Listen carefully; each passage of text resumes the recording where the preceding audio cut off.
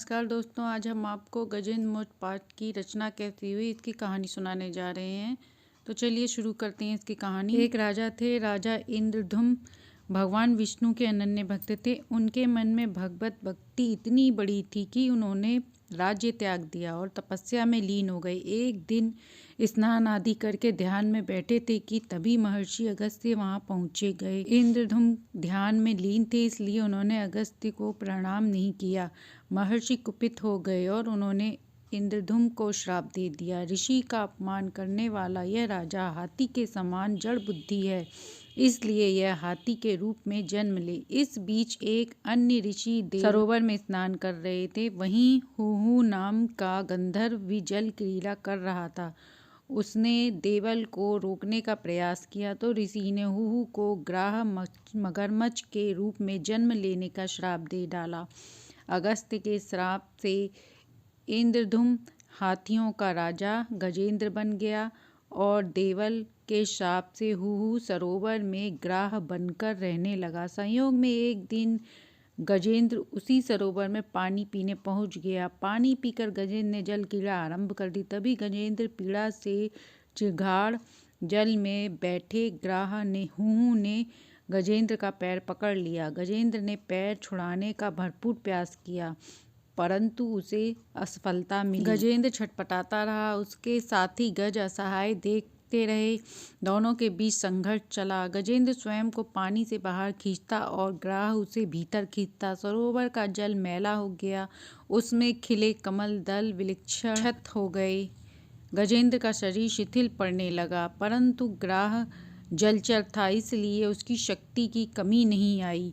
गजेंद्र समझ गया कि अब उसके प्राण संकट में हैं और यदि जल्दी कोई उपाय नहीं किया तो वह जीवित नहीं बचेगा। गजेंद्र का साहस परास्त हो चुका था। उसे जब कोई उपाय नहीं सूझा तो उसने आंखें मूंद ली। वह आंखें मूंद बंद किए चुपचाप खड़ा। तभी उसे पूर्व जन्म में इंद्रधुम्न के रूप में की गई भक्ति और आराधना के प्रभाव से गजेंद्र के मन में भगवान की स्मृति जाग गई।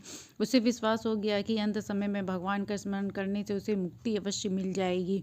हुहु ग्राह जब भी गजेंद्र को पूरी शक्ति से पानी के भीतर खींचने का प्रयत्न कर रहा था, उसने अपने इष्ट देव भगवान विष्णु की शरण में जाने का निश्चय किया। ग्राह द्वारा दी जा रही पीड़ा पर ध्यान न देकर गजेंद्र सोचने लगा, काल बड़ा बली है। यह सांप के समान बड़े प्रचंड वेग से सबको निगल जाने के लिए दौड़ता रहता है। इससे भयभीत होकर जो कोई भगवान की शरण चला जाता है, उसे प्रभु अवश्य बचा लेते हैं।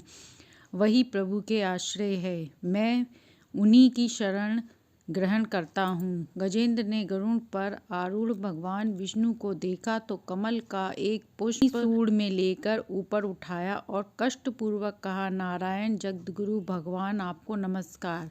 गजेंद्र की इस तरह पीड़ा देखकर भगवान विष्णु गरुड़ की पीठ से नीचे उतरे और गजेंद्र के साथ ग्राह को भी सरोवर से बाहर खींच लाए। फिर उन्होंने अपने सुदर्शन चक्र से ग्राह का मुंह फाड़ दिया, गजेंद्र को मुक्ति दिला दी। देवल के शाप से ग्रस्त हुहु गंधर्व भी ग्राह योनि से मुक्त हो गया। उसने भगवान विष्णु की परिक्रमा की और उनके चरणों में प्रणाम करके अपने लोक को लौट आया। भगवान विष्णु ने गजेंद्र का उद्धार कर उसे अपना पार्षद बना लिया। उसकी स्तुति से प्रसन्न होकर भगवान विष्णु ने कहा, जो लोग ब्रह्म मुहूर्त में उठकर तुम्हारी की हुई स्तुति से मेरा स्तवन करेंगे, मैं उन्हें मृत्यु के समय निर्बल बुद्धि का दान करूंगा। गजेंद्र द्वारा दी गई यह स्तुति गजेंद्र मोक्ष पाठ कहलाती है। भगवद गीता पुराण के 8वें स्कंद में गजेंद्र मोक्ष की कथा का विस्तार से उल्लेख मिलता है। इस स्तोत्र में 28 श्लोक हैं।